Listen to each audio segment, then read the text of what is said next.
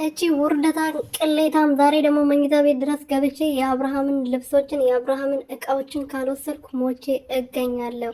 እንግዲህ የአብርሃም ድኖ ከመጣ ከኔ ጋር እንደሚኖር 100% ታውቂያለሽ።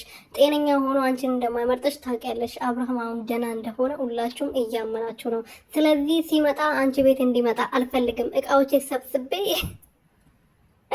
ወይኔ እናቴ ጋር ተሰጥቷለች እኮ እቺ ውርደታ ማለት ነው። ሲጀመር ደግሞ ሩትዬ ናት እንደዚህ ንቃት መኝታ ቤት ድረስ ከበቷን እስከ መክፈት ድረስ ደፍራ የመጣችው እንደዛ።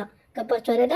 ሩትዬ እንደዚህ ፊት ባሰጣት ኖሮ በጥፊ ብታጮላት ኖሮ ልክ እንደ ሌሎች እንደ ፍቅር ሌሎች ሴቶች ስንት ተመጠው በጥፊ አፈርቶ አይደል እንደ ተመልሰው ሲሄዱ የነበረው አንድ ብታጋጫት ኖሮ እኮ እንደዚህ ደፍራ መኝታ ቤት ልገባ አትልም ነበር። እቺ ወራዳ የሴት አሰዳቢ ማለት ነው።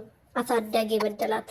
ሰላም ሰላም ቤተሰቦቼ እንዴት ናችሁልኝ? እኔ በጣም ደህና ነኝ፣ እግዚአብሔር ይመስገን። በያላችሁበት ሰላማችሁ ብዙ ትርፍርፍ ይበልልኝ። ለዚህ ቤት ለዚህ ቻናል አዲስ የሆናችሁ ሰብስክራይብ፣ ሼር፣ ላይክ እያደረጋችሁ ቤተሰብ እንድትሆኑ በትህትና እየጠየቅኩኝ እንግዲህ ዛሬ ደግሞ ሴቶቹ በአንድ ወንድ የተነሳ ተደባድበዋል።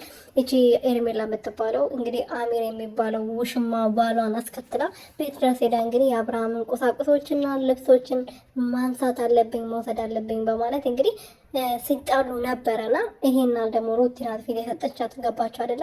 ፊት ባሰጣት ኖሮ ቤት ድረስ ሰው እንዴት መኝታ ቤት ገብቼ የእሱን ቃሉ ሰደላል። ምን አይነት ውርደታን ብትሆን ነው? ገባችሁ አይደለ እንዴ?